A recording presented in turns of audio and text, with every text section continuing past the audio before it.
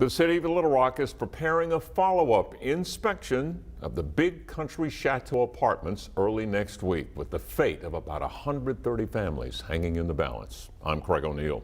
And I'm Faith Woodard. These 100+ families in danger of having to evacuate if their water and power gets turned off. THV 11 Sarah Horbakowitz has the latest updates from management and what resources are available to tenants. With just 3 weeks until a possible water and electricity shutoff, residents are looking to move out of the Big Country Chateau apartments in Little Rock. They thought that paying the rent, the water and electricity would be paid for, but apparently it wasn't. And Arkansas Renters United is trying to help. Working with tenants to find answers and solutions. Right now, Central Arkansas Water says that the complex is still scheduled for shutoff, but they're working actively with owners to try and pay the bill. And if owners do come to a resolution that eliminates that shutoff, they'll notify each resident at the complex to let them know that the situation has been resolved. Apartment management, while declining to go on camera, confirmed that the original water bill was about $200,000.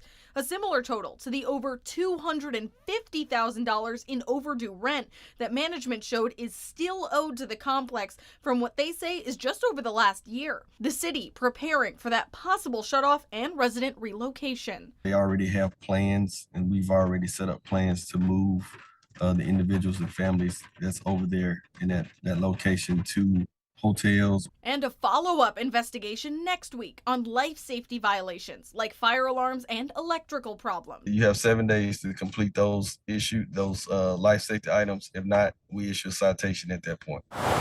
While hundreds of residents are caught in the middle.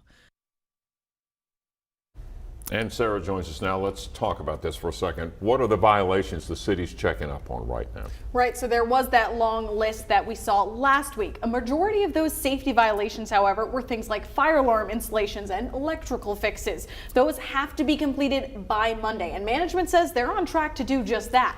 But the complex now has 30 days from last week's inspection to solve the non-life safety violations, things like pest infestations. Now, to add to this, what about criminal activity in the area on top of everything else you've talked about here? Yeah, so we have done reports of criminal activity there, and residents are concerned, but that's not necessarily a code violation. So management told us that they're having a hard time getting police to come to the apartments after seeing those multiple homicides over the past few months. But I spoke with LRPD, and when I shared these concerns with them today, they said in part that LRPD has been monitoring this location and provided extra patrols. And during high volume times of calls, there are times where calls may hold off until an officer is available.